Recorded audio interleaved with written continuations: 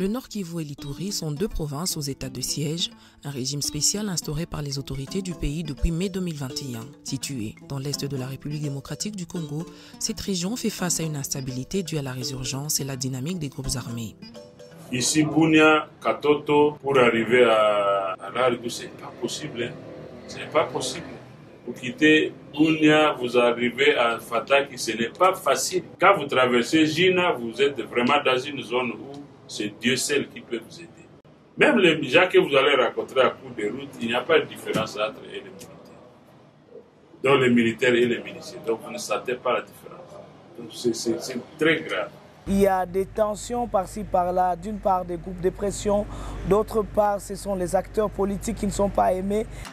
Si dans le Nord Kivu, principalement le territoire de Beni, c'est la présence des forces démocratiques alliées EDF et les Maïmaï, en Ituri, c'est également l'activisme d'autres groupes armés qui occasionnent des violences entre les communautés. Qu'on me dise exactement quelle solution, parce que la guerre que nous voyons ne peut pas être seulement les armes, mais nous devons faire une approche globale. Est-ce que les acteurs qui sont autour de la table sont réellement les acteurs? Vous devez comprendre qu'il y a des choses qui sont dites, mais qui ne reflètent pas réellement ce qui doit être dit. Je souhaite que nous soyons plus sincères, plus véridiques, plus ouverts, pour récolter dans la base les vrais problèmes, que nous allons ensemble discuter et chercher aussi à monter une commission pour le bien de tout le monde. Cette crise de confiance alimentée par certains stéréotypes débouche par l'escalade des massacres et des tueries de civils dans cette région. Pour faire face à cette situation et réduire les tensions, Interpeace et ses partenaires mettent en œuvre un projet de soutien à la médiation pour la paix et la résilience en Ituri, mais aussi dans le Grand Nord Kivu. Ce projet a comme objectif global de contribuer à la stabilisation de l'Est de la République démocratique du Congo par le biais de la médiation, les relèvements des communautés et le renforcement de la cohésion sociale. Nous avons trouvé que c'est un bon projet adapté au contexte actuel. Et la sélection de deux provinces, du Nord Kivu et de l'Ituri, et pour nous, c'était une sélection objective. Et la médiation comme une manière de résoudre le conflit pour la résilience et la restauration de la paix dans cette zone, nous avons trouvé que c'est une très bonne stratégie parce que ça va amener tous les acteurs à analyser objectivement les problèmes qu'il y a sur terrain et à aborder les solutions ensemble. Pour comprendre en profondeur cette flambée de violence intercommunautaire, une série de consultations auprès de 356 acteurs a été menée dans les deux zones ainsi que la cartographie des enjeux conflictuels majeurs susceptibles de faire objet de médiation. Ainsi, 30 consultations ont été organisées dans la province de l'Ituri à Mambasa, Irumu, Mahagi, Djougou, mais aussi dans le Grand Nord Kivu, principalement à Béniville et Béni-Territoire, avec les autorités locales, traditionnelles, les leaders communautaires et les acteurs de la société civile, pour identifier les enjeux conflictuels prioritaires. L'activisme des groupes armés. 2. La méfiance intercommunautaire entre quelques groupes ethniques de l'Ituri. 3. Les conflits des limites administratives externes et internes. 4. Les conflits fonciers à travers la province de l'Ituri. 5. Et enfin, les conflits des pouvoirs coutumiers dans les entités. Dans le Grand Nord Kivu, plus ou moins 5 séances de consultation pour identification, validation et cartographie des initiatives et acteurs de paix ont été menées. L'issue de ce processus nous a permis d'identifier dans les zones 38 enjeux conflictuels dont 11 ont été validés et jugés majeurs par les parties prenantes pour faire objet de médiation. Il s'agit respectivement de 5 en Ituri et 6 dans la zone de Beni. Les premiers conflits, c'est les conflits des limites territoriales et administratives entre les entités à l'intérieur du territoire de Beni. Le deuxième conflit, c'est les conflits dans l'administration foncière, dans les territoires de Beni, entre les concessionnaires, les chefs coutumiers et ou les entités politico-administratives et les services de l'administration foncière. Le troisième conflit, c'est le conflit des limites entre la ville et le territoire de Béni. Le quatrième conflit, c'est le conflit des limites entre les populations riveraines et le parc national de Virunga. Le cinquième conflit, c'est le conflit de leadership dans la dynamique de la gouvernance locale dans les entités territoriales décentralisées. Et alors le sixième conflit qui a été estimé très important, c'est le conflit foncier avec les services étatiques.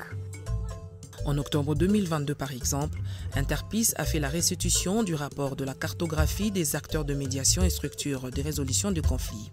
C'était dans le souci d'entrevoir un espace de médiation et de dialogue sur 5 conflits majeurs validés par les leaders de communautés. Le Nord Kivu voudrait avoir un groupe de travail qui soit légal. Pourquoi? Parce que vous devez mettre quelque chose qui a une base légale. Légitime parce que cela doit être constitué par des gens écoutés dans la société.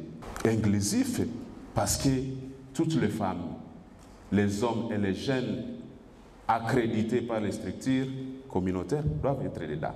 Et durable parce qu'il ne faut pas attacher ces groupes sur un projet ou sur un programme.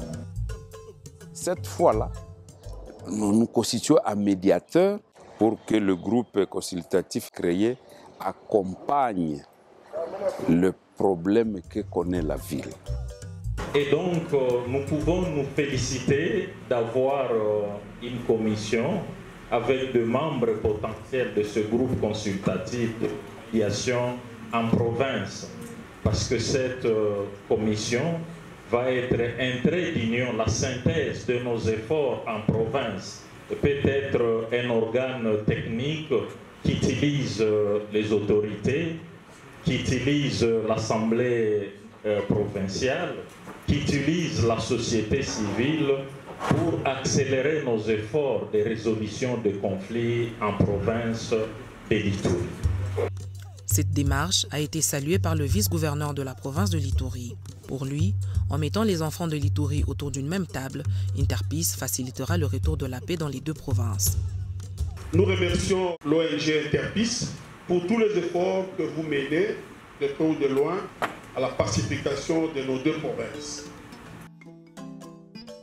À l'issue d'une analyse de contexte de la zone de mise en œuvre de ce projet, 7 séances de formation des acteurs de paix et médiation ont été respectivement organisées dans les territoires de Mambasa et Irumu en Ituri et dans le territoire de Béni, notamment à Oicha et à Béniville au Nord Kivu.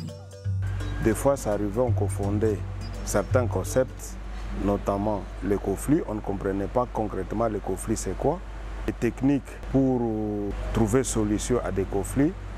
Des fois, on confondait la médiation, le dialogue communautaire ou social, les négociations. Mais aujourd'hui, grâce à cette formation, on est à mesure maintenant, si c'est un dialogue, réellement on sait par où on doit commencer et par où on doit chuter. Janvier Bikwale est le président de l'Union des associations culturelles pour le développement de l'Ituri, UNADI en sigle. Il nous parle ici des acquis de ces formations depuis le démarrage du projet. Nous avons reçu la formation sur la transformation des conflits. Et là, c'était 4 modules. Et pour nous, c'était bénéfique au moins à 80% parce que nous sommes allés former aussi les acteurs de médiation au niveau du territoire d'Irumu. Là, nous étions à Kasenyi et nous étions aussi également à Komanda. Et ça va nous aider pour les processus de médiation ici dans la province de l'Ituri. On s'est rendu compte que chacun exécute ses activités liées à la pacification, qu'il a tout dans son coin coulé. Et l'autorité urbaine jugeait bon nous convier tous pour nous interpeller sur la nécessité de coaliser nos efforts, de nous coordonner.